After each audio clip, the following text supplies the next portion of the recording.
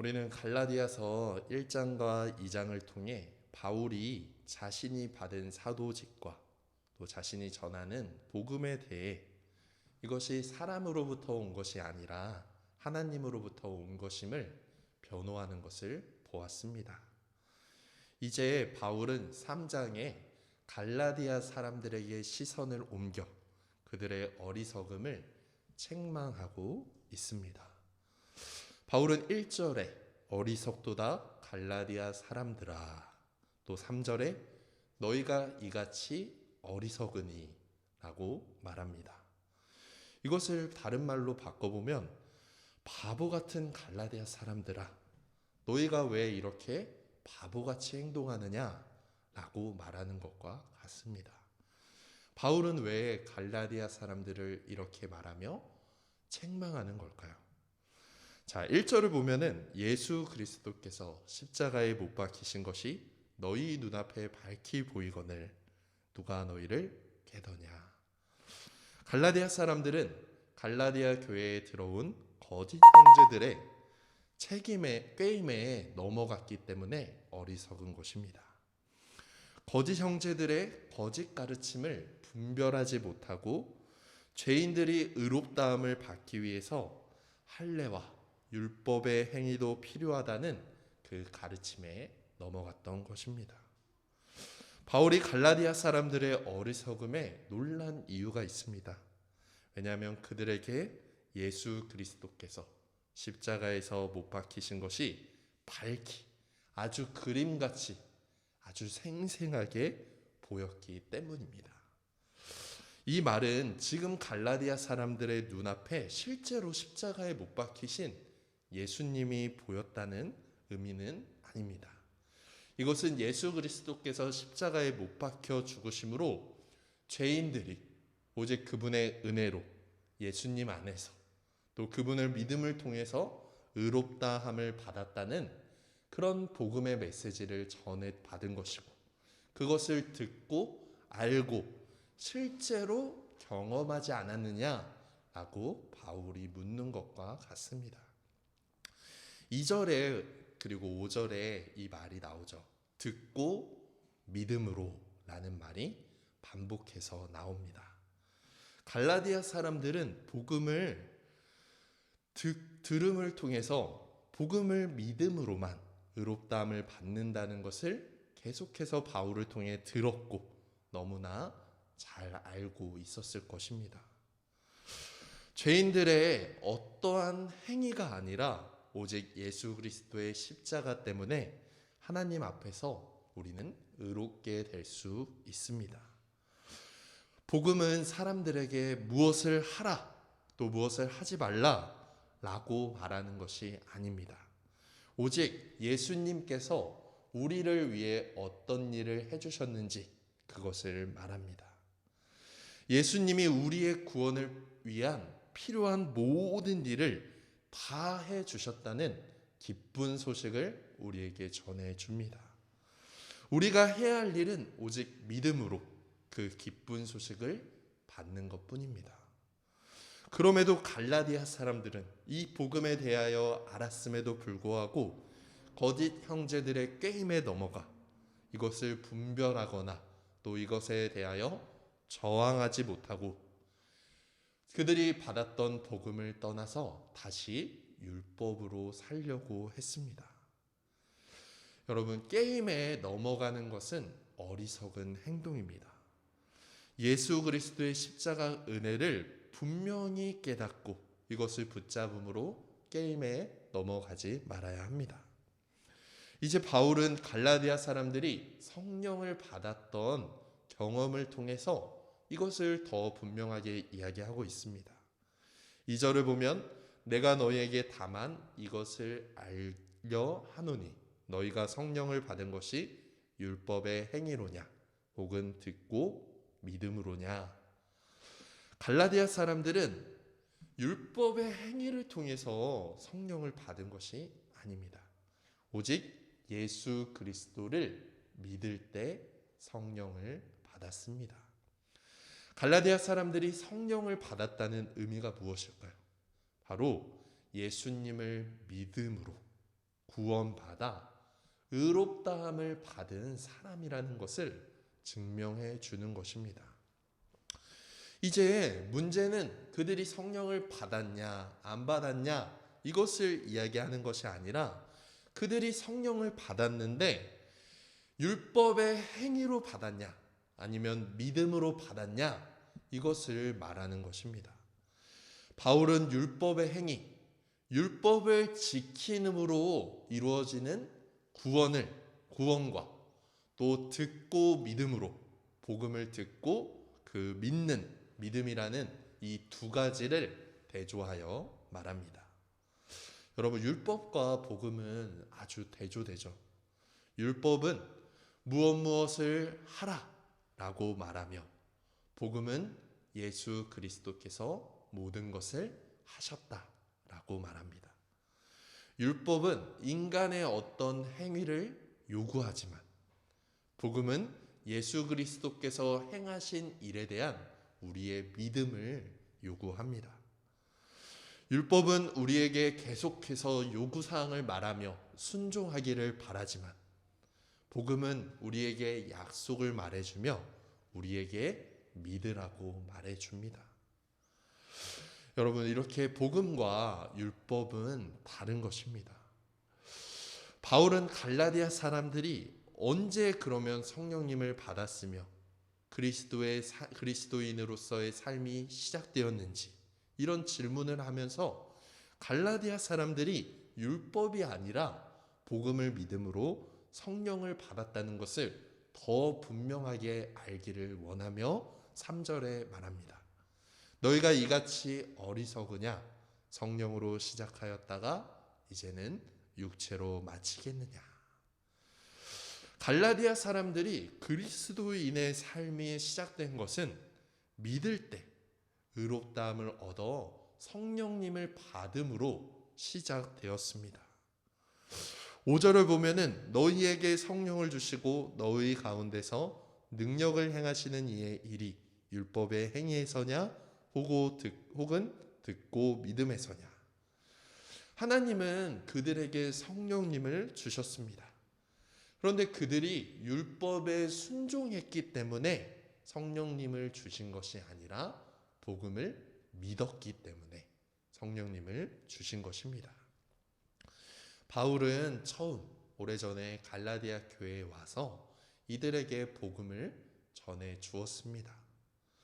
바울은 갈라디아 사람들의 눈앞에 마치 그리스도께서 십자가에 못 박히신 것이 생생하게 보이는 것 같이 복음을 전해 주었습니다.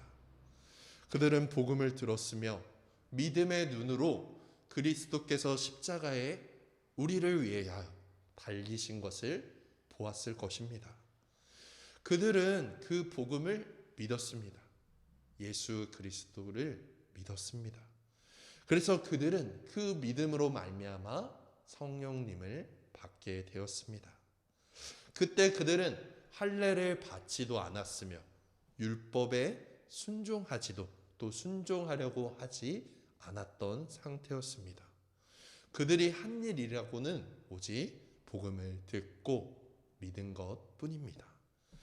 그렇게 그들이 성령님을 받아 그리스도인의 삶을 시작했음에도 불구하고 또한 4절에 복음을 믿음으로 고난도 겪고 고난 가운데서 도우시는 하나님의 능력, 성령님의 능력을 경험했음에도 불구하고 이제 다시 율법을 지켜 의롭다함을 받겠다라고 말하는 것은 참으로 어리석은 것입니다.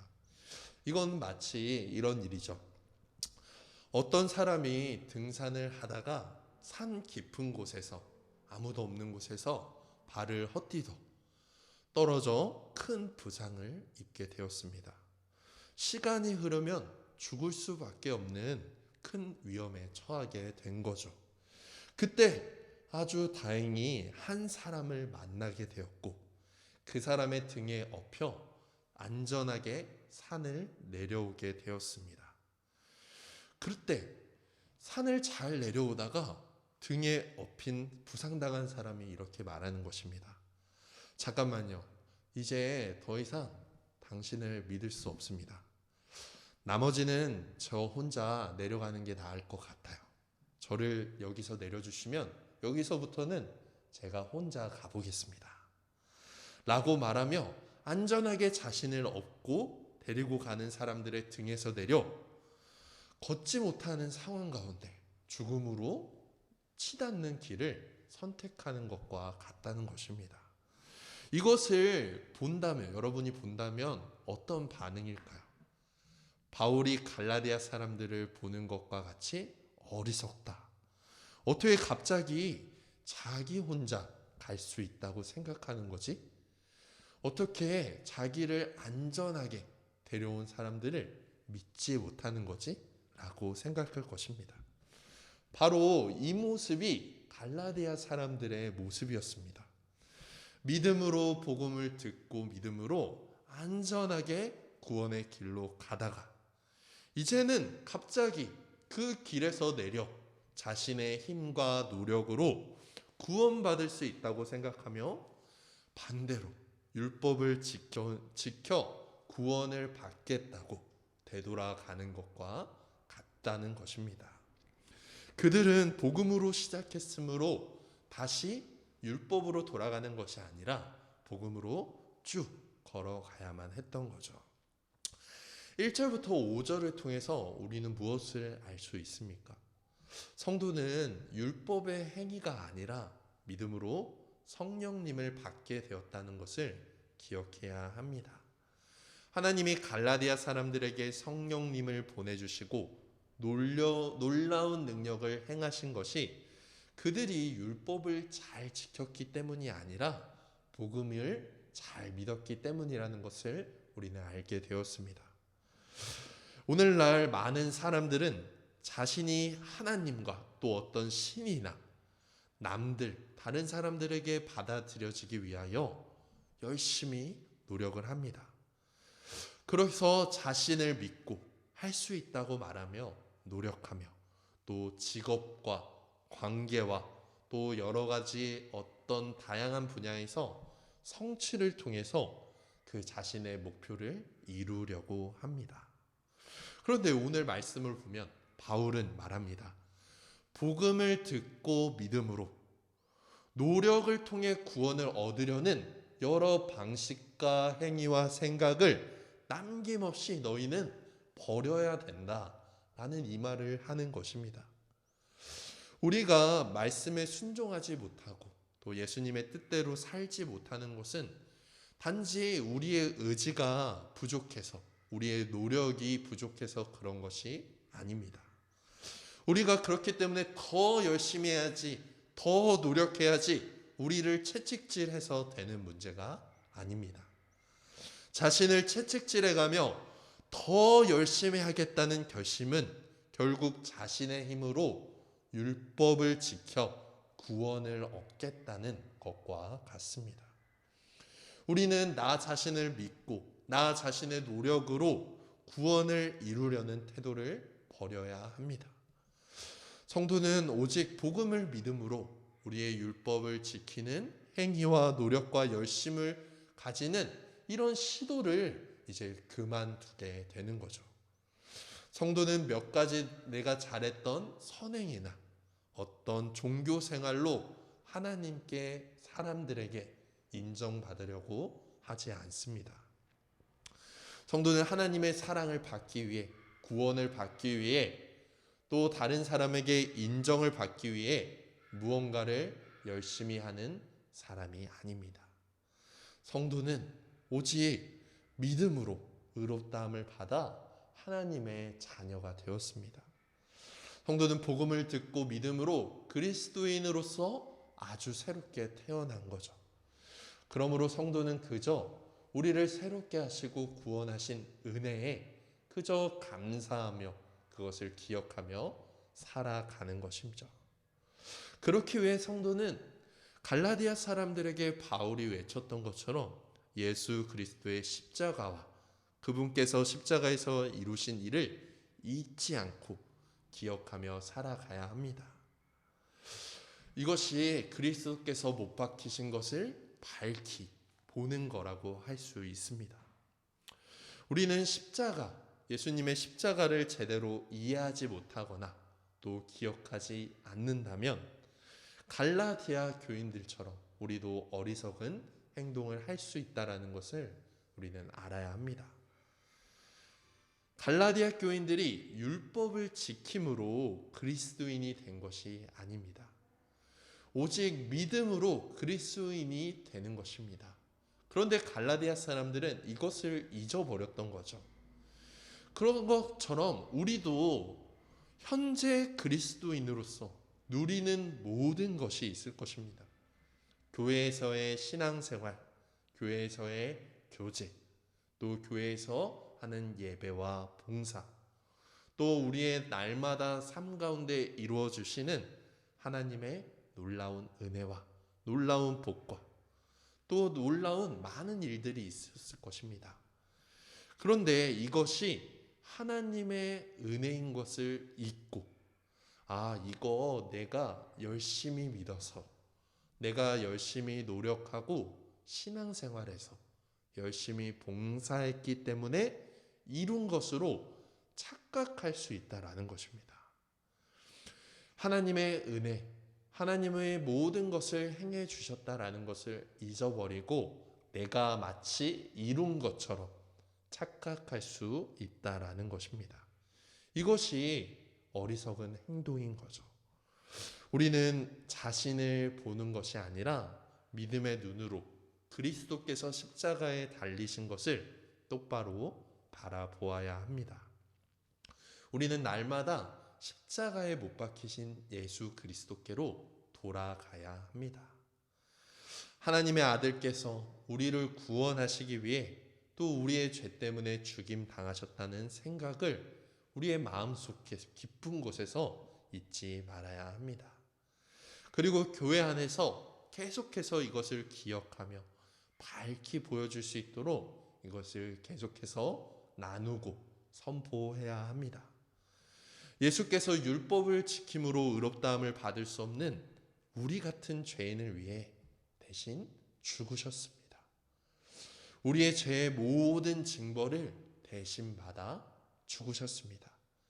그렇게 함으로 죄인인 우리가 용서받고 또 의롭다함을 받아 성령님을 받게 되었습니다. 이제 우리는 성령님 안에서 그분의 인도하심과 사랑 가운데 교회로 살게 될 것입니다. 우리가 생생하게 우리의 눈으로 직접 목격한 것처럼 이것을 계속해서 말하고 선포하며 교회는 함께 기억해야 할 것입니다.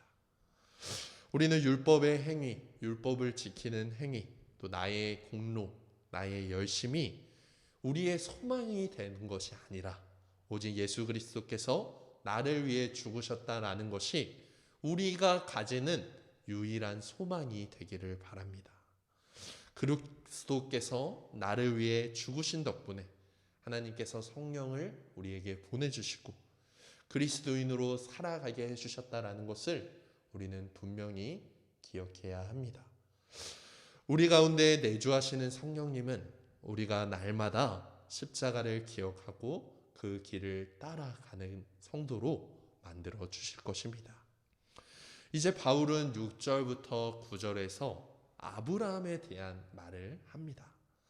바울은 왜 아브라함에 대하여 이야기하는 걸까요? 왜냐하면 의롭다함을 받는 것, 이것을 다른 말로 성경이 무엇이라고 말하면 아브라함의 자손이 되어 아브라함에게 약속하신 복을 받는 것과 같은 것이다 라고 이야기를 합니다. 그러므로 어떻게 의롭다함을 받는가 라는 질문은 어떻게 아브라함의 자손이 되어 아브라함에게 약속한 복을 받게 되었는가 라는 말과 같은 것입니다. 바울은 아브라함을 말하며 아브라함이 율법의 행위가 아니라 믿음으로 의롭다함을 얻었다라는 것을 이야기합니다. 6절을 보면 아브라함이 하나님을 믿음에 그것을 그에게 의로 정하셨다 함과 같으니라. 유대인들은 어떻게 생각했냐면 아브라함이 순종에 의해서 의롭다함을 받고 복을 받았다고 생각했습니다. 그러나 오늘 우리는 창세기 15장 6절을 보면은 아브라함은 율법을 지키는 행위가 아니라 믿음으로 의롭다함을 받았다라는 것을 알 수 있습니다. 아브라함은 나이가 많았고 자식이 없었습니다. 하지만 하나님은 그에게 아들을 주시고 또 많은 후손을 주시겠다고 약속해 주셨습니다. 어느 날 하나님은 아브라함을 장막 밖으로 데리고 나가서 하늘을 바라보고 별을 세어보라 라고 말씀하셨습니다. 그리고 나서는 내 자손이 이 별과 같이 많을 것이다 라고 말씀해 주셨습니다. 이때 아브라함은 이 하나님의 약속을 믿었습니다. 그러자 하나님은 아브라함의 이런 믿음을 그의 의로 여겨 주셨습니다. 아브라함은 하나님을 믿었습니다. 그 약속이 자신의 눈으로 바라볼 때는 이루어질 것 같아 보이지 않았지만 하나님을 믿었어요. 그 약속을 믿음으로 그 자신의 모든 삶을 그 약속에 맡겨드렸습니다. 아브라함이 의롭다함을 받을 만한 어떠한 일을 했다거나 아브라함 자체가 그런 사람이 아니라는 것을 우리는 성경을 통해 알 수 있었습니다. 또 아브라함이 할례를 받았거나 또 율법을 지켰기 때문에 의롭다함을 받은 것이 아닙니다. 아브라함에게 하나님이 약속을 주셨을 때 이때는 할례도 율법도 주어지지 않았던 상황이었습니다. 그렇기 때문에 오직 하나님을 믿음으로 의롭다함을 얻었습니다. 하나님은 아브라함에게 주신 이 약속을 아브라함에서 끝나지 않게 하십니다. 이 약속은 아브라함에게만 주신 것이 아닙니다. 7절에서 8절, 9절을 보면은 유대인들은 아브라함이 자신들의 조상이었기 때문에 자신들이 혈통적인 아브라함의 진짜 자손이라고 생각했습니다. 그래서 아브라함의 자손이 되기 위해서는 할례를 받음으로 아브라함의 자손이라는 것을 기억하고 유지될 수 있다고 생각했습니다. 그렇기 때문에 이방인도 아브라함의 자손이 되기 위해서는 할례를 받고 자신들처럼 살아가야 한다고 말하고 생각했을 것입니다. 그런데 오늘 7절에서 9절을 보면은 성경은 모든 사람이 이방인도 마찬가지라 하나님으로부터 아브라함으로 말미암아 그 복을 받게 될 것이다 라고 말하고 있습니다.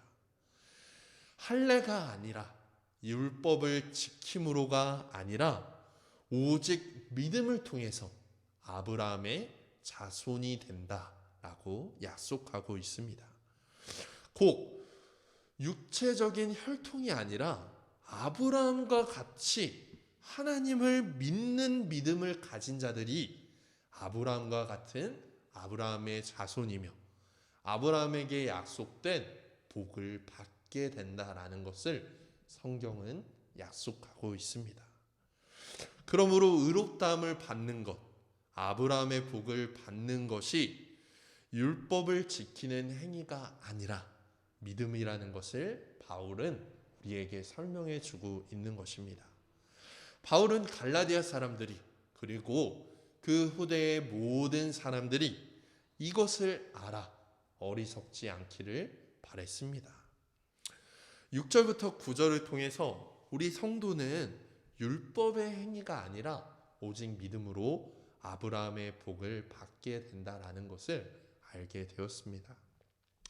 하나님은 아브라함의 마음과 또 행동과 이런 것들을 보신 것이 아니라 아브라함의 믿음을 보고 의롭다 여겨주셨습니다.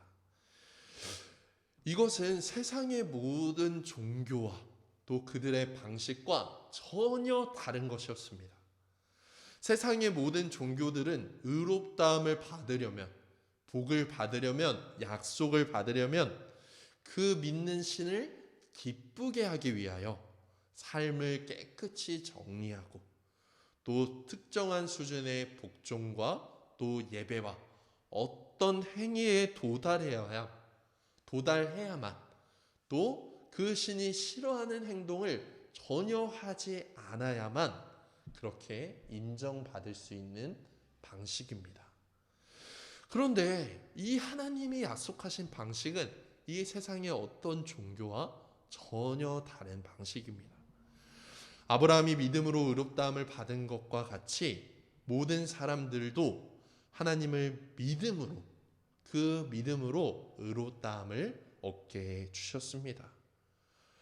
성도는 믿음으로 이런 아브라함의 복에 참여할 수 있는 놀라운 복을 받게 된 거죠. 그런데 우리가 받게 되는 복은 어떤 복일까요? 세상의 종교와 사람들이 말하는 복과는 전혀 다른 거죠. 우리가 의롭다함을 받는 것이며 성령님을 받게 되는 놀라운 복을 얻게 되는 것입니다.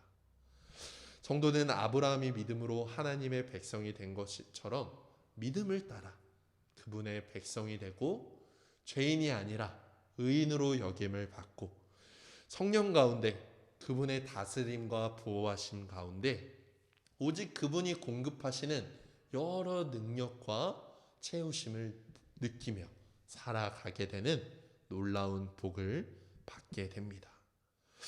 여전히 그러나 오늘 많은 사람들이 또 교회 안에서 생각하기를 구원은 복음을 믿음으로 받게 되는 것을 압니다. 그렇지만 하나님께 복을 받기 위해서는 열심히 노력해야 되는 것 아닙니까? 여러분, 복 받기 위해서 열심히 해야 됩니다. 열심히 노력해야지 하나님께 더 많은 복을 받을 수 있습니다. 라고 말하거나 생각하는 사람들이 여전히 많이 있습니다. 그러나 성경은 말합니다. 이 모든 복을 받기 위해 우리는 해야 할 일이 아무것도 없습니다. 우리는 아무것도 할 필요가 없습니다. 그런데 한 가지만 해야 합니다. 오직 믿기만 하면 됩니다. 복을 받기 위해서 우리가 열심히 노력한다든지 인정받기 위하여 애써야 된다라는지 율법에 순종하거나 열심히 노력하는 것이 아니라 복음을 믿음으로 아브라함에게 약속한 놀라운 복을 받게 되는 것입니다. 여러분, 갈라디아서 1장부터 이야기했듯이 참된 복음, 구약과 신약이 계속해서 말해온 복음, 또 하나님이 아브라함에게 약속하시며 전했던 복음, 또 사도 바울이 갈라디아 사람들에게 전해 주었던 복음, 또 지금까지 성경을 통해 우리에게 전해져 내려온 복음은 바로 이런 거예요. 우리의 율법의 행위를 요구하지 않습니다. 오직 복음이 요구하는 것은 우리의 믿음입니다. 십자가에 못 박히신 예수 그리스도를 바라보는 것입니다. 자신의 행위를 바라보고 의지하는 것이 아니라 오직 예수님을 바라보고 예수님을 의지하는 것입니다. 이에 근거해서만 오직 하나님은 우리를 의롭다 여겨주시고 우리에게 성령님을 주시며 아브라함의 복에 참여하게 됩니다. 또 그렇다고 해서 우리가 믿었다라는 우리의 믿음의 행위를 말하는 것은 아니죠. 오직 예수 그리스도께서 우리를 위해 행해 주신 놀라운 일들이 있었기에 그것을 믿고 그것에 의지할 때 이런 놀라운 일들이 생긴다는 것은 우리가 알 수가 있습니다. 이제 바울은 마지막으로 10절에서 14절까지 율법을 지켜서 하나님으로부터 의롭다함을 얻으려는 사람들이 저주 아래에 있다고 말하며 그들이 저주받을 수밖에 없는 이유를 설명하며 말씀을 마칩니다. 10절을 보면은 무릇 율법 행위에 속한 자들은 저주 아래 있나니 기록된 바 누구든지 율법 책에 기록된 대로 모든 일을 항상 행하지 아니하는 자는 저주 아래에 있는 자라 하였습니다. 율법의 모든 계명을 항상 다 지키지 못하는 사람에게는 저주가 선포됩니다. 하나님의 법, 하나님의 뜻인 율법에 대하여 불순종하는 자들에게는 하나님의 저주, 하나님의 무서운 심판, 영원한 죽음이라는 벌이 선포됩니다. 그런데 안타깝게도 율법을 지켜서 우리가 의롭다함을 받는 것은 불가능합니다. 왜냐하면 이 말씀에도 나와 있듯이 율법에 대한 기준이 있기 때문입니다. 모든 율법을 마음으로부터 항상 24시간 365일 지켜야만 하는데 또 한 가지라도 어기면 안 되는데 그럴 수 있는 사람이 아무도 없습니다. 그러므로 율법을 지켜 하나님 앞에 나아가는 것은 불가능한 일이죠. 11절에 또 하나님 앞에서 아무도 율법으로 말미암아 의롭게 되지 못할 것이 분명하다고 말씀하십니다.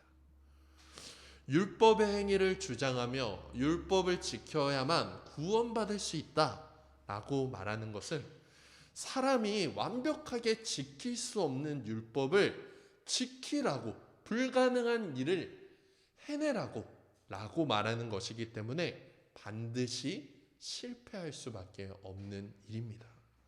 그렇기에 모든 사람은 율법에 의하여 죄인이며 율법을 지키지 못하기 때문에 영원한 죽음과 심판이라는 저주 아래 놓여 있는 운명에 처해 있습니다. 우리도 하나님께 죄를 지은 죄인입니다. 우리는 하나님의 계명에 따라 하나님을 사랑하지도 않았으며 또 우리의 이웃을 나 자신과 같이 사랑하지도 못했던 사람들입니다. 되려 자기 자신을 사랑하며 하나님의 율법을 어기며 살아갔기에 율법의 저주 아래 하나님의 심판 아래에 있는 것입니다. 근데 더 큰 문제는 우리가 이런 죄인인지 또 저주 아래에 있다는 사실조차도 믿지 못하고 알지 못하거나 이것을 말해 주어도 인정하지 않습니다. 여전히 자신의 힘과 노력으로 또 긍정적인 생각과 선행을 하며 살아가며 구원을 얻을 수 있다고, 잘 될 수 있다고 생각합니다. 그런데 그런 행위로 또 나의 노력과 선행과 열심으로 구원을 받을 수 있다라고 생각한다면 결국 시간의 지남에 따라 우리의 마음은 불안하다거나 초조함이 따라올 수밖에 없습니다. 마음속으로 계속 생각이 들 것입니다. 내가 구원받기 위해 충분한 노력을 했던가? 내가 이제 죽음을 맞이하는데 내가 그동안 구원받을 수 있다는 그런 선행이나 그런 삶을 잘 살았나? 이 정도면 충분한가? 그 기준을 알 수도 확신할 수도 없을 것입니다. 그래서 살아올 때 그리고 마지막 순간에 다른 사람과 자신을 비교하기도 하고 또 시기하고 혹은 자신을 다른 사람과 비교하여 자랑하거나 교만하게 되는 결국 저주받고 정죄당하는 그런 삶을 불행하게 살아가게 될 것입니다. 그런 이런 죄인인 우리 사람들이 어떻게 살아갈 수 있겠습니까? 율법을 행함으로 살아나는 것이 아니라 오직 예수 그리스도를 믿음으로 우리는 살아갈 수 있습니다. 사람은 자신의 행위가 아니라 오직 예수 그리스도를 믿음으로 살아갑니다. 우리가 할 수 없었던 일들을, 불가능한 일을 오직 예수 그리스도께서 십자가에서 우리를 대신해 모든 일들을 다 해주셨습니다. 이 모든 것이 주님이 하셨습니다. 예수님 덕분입니다. 이것을 13절, 14절에 말씀하고 있습니다. 자, 13절을 읽어보면 그리스도께서 우리를 위하여 저주를 받은 바 되사 율법의 저주에서 우리를 속량하셨으니 기록된 바 나무에 달린 자마다 저주 아래에 있는 자라 하였습니다. 예수 그리스도께서는 우리를 대신하여 우리의 저주를 대신 받아 십자가에 죽으셨습니다. 신명기 21장 23절을 보면은 기록된 바 나무에 달린 자마다 저주 아래에 있는 자다 라고 말씀합니다. 모세의 율법에 따르면 사형 선고를 받고 처형당한 사람은 하나님께 버림받고 저주받았다는 상징으로 말뚝에 고정되거나 나무에 달리게 되었습니다. 이것을 보면서 사람들은 나무에 달린 자는 하나님의 저주를 받은 자다라는 것을 알게 되었고 그것을 표시하는 것으로 여겨졌습니다. 그런데 예수님이 십자가에 달려 죽으신 것을 나무에 달린 것이다, 저주를 받은 것이다 라고 표현합니다. 예수님이 나무 십자가 위에서 죽으셨기 때문에 예수님이 죽으신 것은 저주를 받은 죽음이라는 것을 우리는 알 수 있습니다. 유대인들이 예수님이 그리스도, 구원자라는 것을 믿을 수 없던 것도 어떻게 보면은 하나님의 아들이신 그리스도께서 어떻게 나무에 달려 저주받아 죽겠느냐, 이런 것들을 믿을 수가 없었을 것입니다. 그런데 예수님이 받으신 저주는 자신의 죄에 의한 저주가 아니라 모든 사람, 그 자리에 있던 유대인들을, 모든 사람들의 저주를 대신 받아 죽은 죽음이라는 것을 그들은 알지 못했던 것이죠. 예수님께서 우리가 받을 죄에 대한 저주를 대신 받아 십자가에 달려 죽으셨습니다. 예수님께서 대신 죽으심으로 우리가 받아야 할 율법의 저주인 죽음에서 우리를 벗어나게 해주셨습니다. 예수님의 죽음으로 우리가 저주에서 자유롭게 되었다라는 것을 속량이라고 말하는 거죠. 우리는 이 사실을 믿음으로 우리의 죄 사함과 의롭다함을 얻게 되는 것입니다. 즉 예수 그리스도 안에서 믿음으로 의롭다함을 받게 되는 것, 곧 아브라함의 자손이 되고 아브라함의 복을 받게 되는 것입니다. 14절에 말합니다. 이는 그리스도 안에서 아브라함의 복이 이방인에게 미치게 하고 또 우리로 하여금 믿음으로 말미암아 성령의 약속을 받게 하려 함이라. 예수님은 우리가 믿음으로 구원받아 성령의 약속을 받게 하시려고 십자가에서 죄와 저주를 받아 죽으신 것입니다 라고 말합니다. 마지막으로 10절과 14절을 통해 우리는 우리를 율법의 저주에서 속량하신 예수 그리스도를 믿음으로 우리가 성령의 약속을 받았음을 기억하며 살아가야 할 것입니다. 말씀을 마치도록 하겠습니다. 우리 성도는 율법의 행위가 아니라 믿음으로 하나님 앞에 날마다 나아가야 하는 존재입니다. 우리는 우리를 대신하여 저주를 받아 십자가에서 죽으신 예수님 앞으로 나와 겸손히 엎드려야 합니다. 여전히 우리의 능력을 의지하면 실패할 것입니다. 그리고 낙심하게 될 것입니다. 우리는 그렇게 자신의 능력을 의지하여 자신의 힘으로 살아가려고 하는 것이 아니라 날마다 자신이 죄인이라는 것을 깨닫고 하나님의 놀라운 은혜를 간구하며 자신의 죄를 십자가의 보혈 앞에 나와 깨끗이 씻으며 날마다 그분을 의지하여 하나님 앞에 나아가야 할 것입니다. 우리는 날마다 십자가만을 밝히 바라보며 또 하나님의 베푸신 크고 놀라운 은혜를 생각하며 그저 감사와 찬양을 드리며 그 말씀을 통하여 이것을 기억하며 예배하는 삶을 살아야 될 것입니다. 이것을 기억하며 율법이 아닌 오직 믿음으로 살아가는 여러분이 되시기를 간절히 소망하겠습니다. 기도하겠습니다.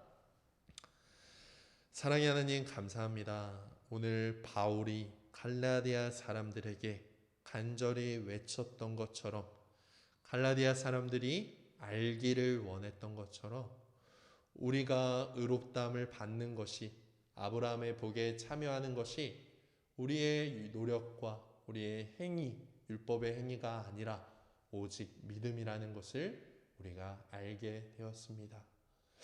우리가 우리를 위하여 십자가에 달려 저주를 받아 죽으심으로 우리를 의롭다 하시고 구원하신 예수 십자가의 은혜를 의지하게 하여 주시옵소서.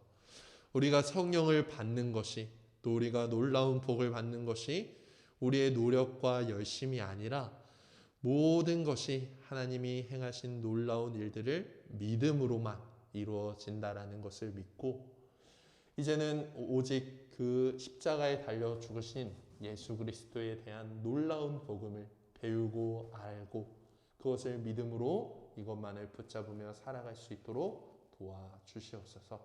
감사드리며 예수님의 이름으로 기도드렸습니다. 아멘.